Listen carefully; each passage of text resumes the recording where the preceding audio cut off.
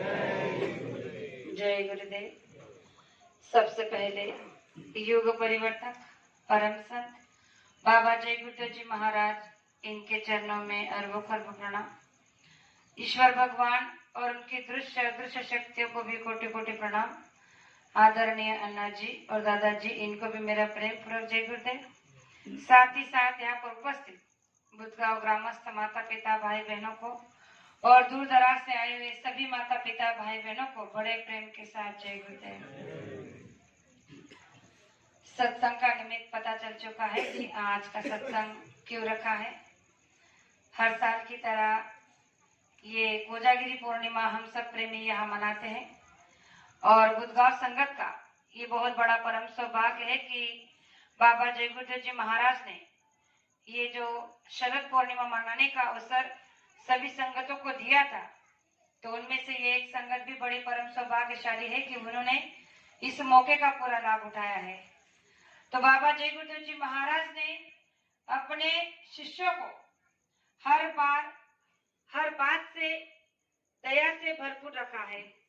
कोई ऐसी बात नहीं जो गुरु की दया से हम वंचित रह जाए, लेकिन उसे लेना ना लेना अपने आप पर निर्भर करता है कि हमें गुरु महाराज की बातों को कितना सुनना है, उन पर कितना अमल करना है और अमल कर कर अपने जीवन में कितना परिवर्तन लाना है। तो गुरु महाराज ने कहा कि गुरु का द्वार तो सबके लिए, दरबार सबके लिए एक ही होता है और गुरु दरबार में जितने भी शिष्य आते हैं सबके लिए प्रेम शिक्षा एक ही होती है। ऐसा नहीं है कि कोई गुरु के बहुत पास रहता है और बाकी सब दूर। तो गुरु महाराज ने कहा कि गुरु के पास तो वही रहता है जो गुरु का आज्ञा का पालन करता है, आदेश का पालन करता है। और इसी से हमारी आपकी गुरु भक्ति को पहचाना जा सकता है कि हमारी गुरु भक्ति कितनी दृढ़ और कितनी अच्छी होनी चाहिए। तो गुरु महाराज ने कहा कि इस कलयुग में अगर आप गुरु को पाना चाहते हो तो गुरु आदेश के पालन में रहो। जो आपको कहा गया है उतना ही करो। जो आपको करने के लिए नहीं कहा है उसके बारे में आपको सोचना भी नहीं चाहिए, क्योंकि जो कहने लगे कि तू जीती मैं हारा, अब ठीक है तू दान नहीं लेना चाहते तो मत ले, लेकिन कम से कम मुझे कोई सेवा तो दे दे। अगर मैं यहाँ आया हूँ तेरे घर चलकर तो मुझे कोई सेवा तो दो। तो सैजो भाई ने कहा हाथ जोड़कर कि अगर आप सेवा ही लेना चाहते हो तो एक काम कीजिए, आज मेरे गुरु का आगमन है, आज शरद पूर्णिमा है और आज मेरे घर पर मेरे गुरु पधारने वाले हैं। तो अगर आप उनके पीछे खड़े होकर ये चुमर हलाने की, डुलाने की यानी कि पंखा चलाने की सेवा कर सकते हो तो इससे बड़ा मेरा कोई भाग्य नहीं होगा। तो भगवान विष्णु ने खुद उनके सैजो भाई के गुरु के पीछे खड़े होकर उनको हवा चलाई पंखे से। तो गुरु महाराज ने इस दृष्टांत को बताते हुए कहा कि अगर इतना विश्वास, ऐसी दृढ़ता, ऐसी भक्ति अगर एक शिष्य के अंदर में आ जाती है तो गुरु महाराज ने कहा कि 33 करोड़ देवी देवता भी आपकी इच्छा के, आपके आदेश का पालन करती है। और इसका प्रमाण भी गुरु महाराज ने कई बार दिया है कि अगर आप अपने ही घर में बैठकर नित्य नियम से ध्यान भजन सुमिरन करोगी तो ये रिद्धि सिद्धि है जिसके लिए आप इधर उधर भटकते हो, इसके उसके पास में झोली फैलाते हो, ये फैलाने की जरूरत नहीं पड़ेगी। ये रिद्धि सिद्धियां खुद आपके घर आकर आपसे मां कहेगी कि कहो आपको क्या चाहिए। इतना बड़ा वरदान बाबा जय गुरुदेव जी महाराज ने हमें दान में यानी कि दाता बनकर दिया है, तो हमारा कितना बड़ा परम सौभाग्य है। आज संसार के प्रेमी हम देख रहे हैं कि कितने दुख में घेरे हैं, लेकिन इतने दुख और संकट में रहने के बाद भी वो एक बार बुद्धि से सोचते नहीं, विवेक से सोचते नहीं कि आज आखिर में ये बाबा जय गुरुदेव जी महाराज जैसे महान गुरु इस धरती पर आकर जीवों को क्यों समझा रहे हैं, क्या जरूरत है उन्हें समझाने की। अगर ये बात वो समय पर समझ जाते तो गुरु महाराज ने कहा कि आपको इस दुख का सामना नहीं करना पड़ता। लेकिन फिर भी गुरु महाराज ने कहा कि जिसका जो प्रारब्ध है वो उस कर्म के हिसाब से उसे भुगतने के लिए दिया जाएगा। लेकिन हमारा आपका परम सौभाग्य है कि बाबा जय गुरुदेव जी महाराज हमें गुरु के रूप में महान संत मिले जो समृद्ध पूर्ण गुरु है। गुरु महाराज ने कहा कि जिस दिन आप नाम का दान ले लेते हो उसी दिन मैं तुम्हारी जीवात्मा की डोरी अपने हाथ में ले लेता हूँ और फिर तुम्हारे बुरे कर्मों को जलाने की कोशिश कर देता हूँ। अगर तुम बुरे कर्मों को छोड़कर अच्छे कर्म करने लग जाते हो तो तुम्हारा प्रारब्ध भी बदल देता हूँ। तो प्रेमियों, आज संसार में हमारा प्रारब्ध बदलने की ताकत कोई नहीं रख सकता, कोई नहीं कर सकता सिवाय बाबा जय गुरुदेव जी महाराज के। इसीलिए हमें सोचना चाहिए कि हमें इस समय कैसे कर्म करना। एक बार तुम जीते जी मरना सीख जाओगे। तो जीते जी मरने का मतलब क्या है कि ध्यान भजन सुमिरन में बैठकर अपनी जीवात्मा को जगाना। तो ये सौभाग्य भी गुरु महाराज ने हमें दिया है, हमारी जीवात्मा को रास्ता दिया है और कहा है कि जहाँ जहाँ आप ध्यान भजन सुमिरन करते हो या फिर जहाँ जहाँ साधना शिविर लगता है वहां पर जाकर अगर 9 दिन के लिए आप साधना शिविर में बैठकर अपने जीवात्मा को जगाने का प्रयास करते हो, मन को रोक करके ये साधना करते हो, तो गुरु महाराज ने कहा कि अवश्य एक दिन तुम्हें जीवात्मा का साक्षात्कार हो जाएगा। और ये सौभाग्य भी हमारे आपके तहसील में है, परिसर में है। अभी अभी 4 दिन पहले हम सभी प्रेमियों ने साधना शिविर का जो बहुत बड़ा शिविर अजिंती सिंह में चलाया, उसमें सबने सहयोग लिया। सभी प्रेमी अपने संसार के कामों को तज कर वहाँ 4-5 दिन के लिए, 10 दिन के लिए आए, उनका बड़ा परम सौभाग्य है। क्योंकि गुरु महाराज ने कहा कि संसार से कुछ समय निकाल कर आप अगर अपनी जीवात्मा के लिए कुछ समय आपने दिया है तो आपका एक भी पल व्यर्थ नहीं जाएगा, एक भी पल आपका खाली नहीं जाएगा। क्योंकि अच्छे और बुरे कर्मों की चौपड़ी आपकी लिखी जा रही है। जैसे बुरे कर्मों को लिखा जाता है वैसे भी अच्छे कर्मों को भी लिखा जाता है। तो हमारा आपका एक एक क्षण जो हमने अजिंती सिंह में दिया है, चाहे सेवा में हो, चाहे भंडारे में हो, चाहे ध्यान भजन में हो या फिर किसी और अन्य सेवाओं में हो, तो गुरु महाराज ने कहा उसका हर एक का हिसाब लेखा जोखा हो रहा है। तो आप बताइए हम कितने परम सौभाग्यशाली हैं कि ऐसे बड़े बड़े ऐतिहासिक कार्यक्रम करने का मौका गुरु महाराज ने हमें इस मानव तन में दिया है। और इस मानव तन में आने के बाद आज हम इस बात को भूल रहे हैं कि मनुष्य शरीर क्यों मिला, केवल मस्ती करने के लिए, मौज करने के लिए, शराब पीने के लिए, मांस खाने के लिए या संसार में रहने के लिए। तो गुरु महाराज ने कहा कि संसार तो आपने हर योनि में किया, पशु पंछी की योनि में किया, कीड़े मकोड़े की योनि में किया, जानवर की योनि में किया, हर जो भी इस धरती पर जितने भी योनियां हैं उन सब में आप जा चुके हो और उन सब में आपने संसार को किया है। लेकिन संसार का सार का पता आपको केवल मानव तन में चला है कि ये संसार कितना मिथ्या है। अगर एक बार ये बात अपने जीवन में आप उतार लो कि संसार कितना मिथ्या है, इसमें से केवल अपने उसे दिया है। एक पहली ऐसे तुम शिष्य हो जिससे मैं प्रसन्न होकर देना चाहता हूँ लेकिन तुम लेना नहीं चाहते हो। तो सहजो भाई ने कहा कि आपने सही कहा, संसार में आपने संसारियों को दुख सुख दान में दिया, उनको संसार की चीजें दी, जो भी आप संसार के प्रेमी आपसे मांगते हैं वो सब आपने सुख सुविधा उन्हें दिया। लेकिन पता है इन सारी चीजों की वजह से आज संसार का प्राणी, संसार का प्रेमी दुखी हो चुका है, मानव दुखी हो चुका है और उसे दुख से निकालने का रास्ता मेरे दाता दयालु ने दिया है, मेरे पूर्ण समृद्ध गुरु ने दिया है। उन्होंने कहा है कि अगर इस संसार से आप त्रस्त हो चुकी हो, आप इस संसार के जो ईश्वर भगवान ने आपको कर्जे में जो जो आपको दान में दिया है उन सब चीजों को आप परहेज करना चाहते हो, इन सब से आप दूर होना चाहते हो, तो आप पहुंचे समृद्ध सदगुरु से नाम का दान ले लो और अपने घर में बैठकर ध्यान भजन सुमिरन करो। तो सहजों ने कहा कि आपके दिए दान से आज का मानव दुखी है, लेकिन मेरे दयालु दाता ने उन्हें नाम का दान देकर उस रास्ते से भटकने से बचाया है और उस धुंध से उन्हें छुटकारा दिलाया है।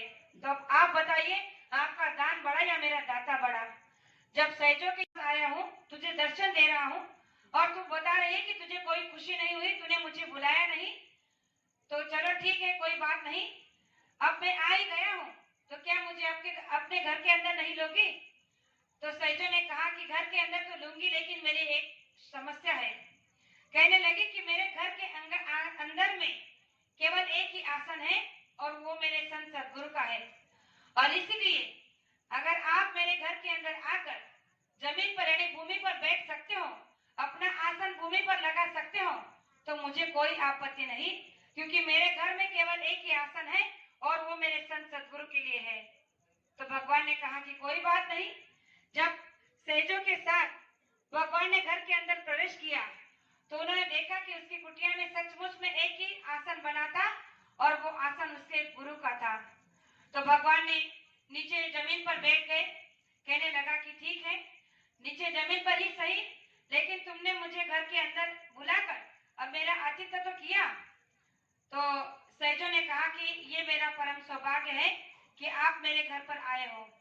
अब वो खड़ी है तो भगवान ने उसे कहा कि देखो, मुझे पता है कि तुम कुछ नहीं मांगोगी, लेकिन मेरा एक गुण है कि मैं दान करता हूँ। दान में किसी को भी कुछ भी दे देता हूँ। तो तुम बताओ कि तुम्हें क्या चाहिए दान में।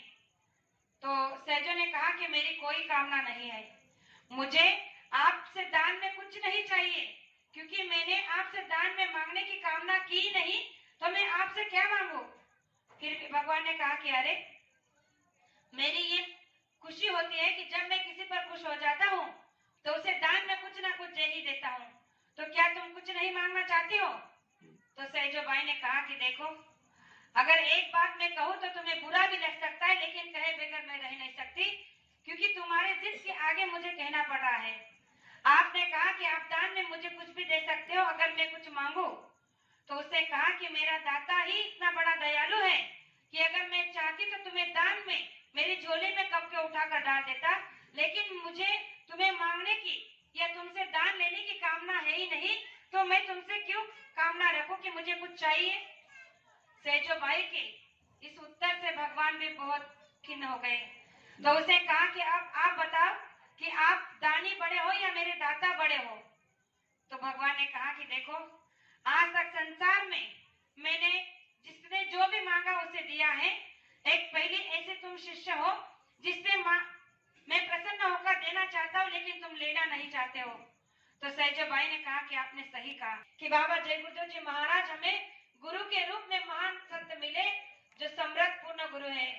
गुरु महाराज ने कहा कि जिस दिन आप नाम का दान ले लेते हो, उसी दिन मैं तुम्हारी जीवात्मा की डोरी अपने हाथ में ले लेता हूँ और फिर तुम्हारे बुरे कर्मों को जलाने की कोशिश कर देता हूँ। अगर तुम बुरे कर्मों को छोड़कर अच्छे कर्म करने लग जाते हो तो तुम्हारा प्रारब्ध भी बदल देता हूँ। तो प्रेमियों, आज संसार में हमारा प्रारब्ध बदलने की ताकत कोई नहीं रख सकता, कोई नहीं कर सकता सिवाय बाबा जय गुरुदेव जी महाराज के। इसलिए हमें सोचना चाहिए कि हमें इस समय कैसे कर्म करने होंगे। गुरु महाराज ने कहा कि ये कर्म प्रधान देश है, यह कर्म को प्रधानता दी गई है, इसलिए कहा है कि कर्म प्रधान विश्व रचि राखा, जो 10 कर्म करे 10 फल चाखा। अगर आज आप बुरे कर्म कर रहे हो तो हमें बड़ी खुशी होती है। हम चोरी, बेईमानी, झूठ, फरेब, डकैती, जो अत्याचार, अनाचार, दुराचार हम कर रहे हैं, इन्हें करते हुए बड़ा आनंद आता है। क्यों? क्योंकि गुरु महाराज ने कहा कि ये तो ईश्वर का जाल है, उसी की जाल आपके लिए इसलिए तो फैलाया है कि आप सभी इसमें फंस जाओ। लेकिन गुरु महाराज ने कहा कि ये कर्म करने की आजादी आपको जरूर मिली है, जिसके बारे में आपने कभी सोचा नहीं कि इसका फल कितना दुखदायी होगा। लेकिन जिस दिन आप धर्मराय के दरबार में जाओगे और आपकी चौपड़ी को पढ़ा जाएगा और तब आपको धर्मराय के दरबार में ये आपकी चौपड़ी को दिखाया जाएगा, आपकी जीवन भर के कैमरे को दिखाया जाएगा कि तुमने कितने कितने बुरे कर्म किए हैं और उसकी कितनी कठिन यातना तुम्हें मिलने वाली है, कितने घोर नरक में तुम जाने वाले हो। तो गुरु महाराज ने कहा कि उस समय तुम गुरु को याद करोगे, उस समय तुम गुरु भाइयों को याद करोगे, उस बात को याद करोगे कि हाँ, संसार में मुझे एक दिन एक आदमी ऐसा मिला था जिसने सत्संग में इस बात को बताया था कि अगर मौका रहते हुए, समय रहते हुए तुम पहुंचे हुए समृद्ध सदगुरु के पास पहुंच जाते हो, उनसे नाम का दान ले लेते हो, तो तुम्हारी जीवात्मा का कल्याण हो सकता है। और अगर वो बात मैं उस दिन मान लेता तो आज मेरी जीवात्मा लक्ष्य 84 में नहीं जाती। प्रेमियों, संत महात्मा बड़ा सोच समझ कर विधान बनाते हैं। वो कभी किसी को गफलत में नहीं रखते या कभी किसी को गुमराह नहीं करते। इसलिए गुरु महाराज ने कहा कि मानव तन सबसे अनमोल तन है, सबसे श्रेष्ठ शरीर है। इस मानव तन में ही तुम्हें मुक्ति और मोक्ष का रास्ता दिया गया है, जिसके बारे में तुम्हें एक बार धैर्य से सोचना होगा। गुरु महाराज ने कहा, ध्यान, भजन, सुमिरन आज के मानव के लिए, एक साधक के लिए वो चीज है जो जीते जी मरना एक बार सीख लेता है। तो गुरु महाराज ने कहा कि संसार से जो प्रेमी जा रहे हैं, जो जिसकी सांसों की पूंजी खत्म हो रही है, वो जिस परिवार से चला जा रहा है, क्योंकि जो आदेश में रहकर आप काम करोगे उसमें गुरु की दया भरपूर रहती है।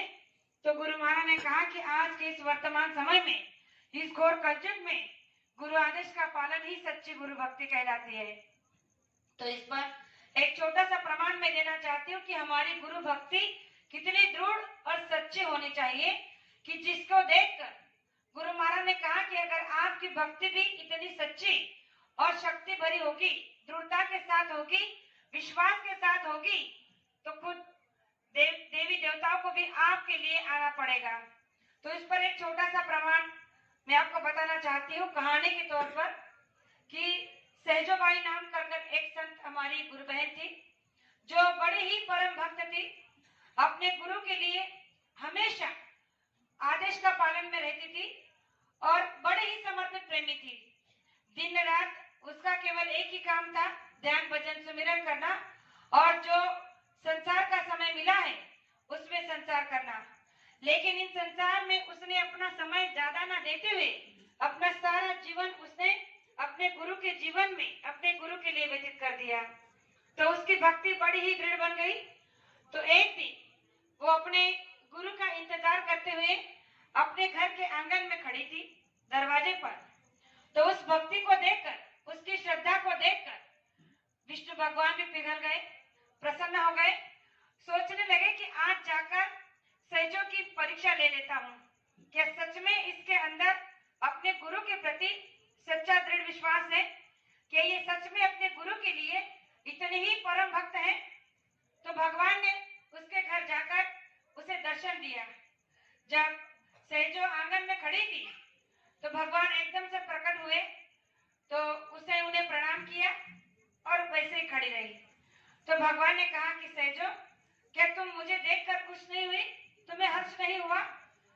मैं तो तुम्हारी भक्ति से प्रसन्न हो गया हूँ, लेकिन तुम्हें देखकर मुझे लगता है कि तुम्हें मुझे देखकर जरा भी आनंद नहीं हुआ है। तो सहजोबाई ने कहा कि ऐसी बात नहीं है, आप तो बड़े कृपालु हैं, आपने मुझे दर्शन देकर तो धन्य किया है, लेकिन मुझे माफ करना, मैंने आपके दर्शन की अभिलाषा नहीं की थी। आपका दर्शन मुझे हो जाए इसके लिए मैंने कामना की नहीं थी, इसलिए मुझे आपके आने का कोई खुशी और कोई गम नहीं। सहजो की इस बात को सुनकर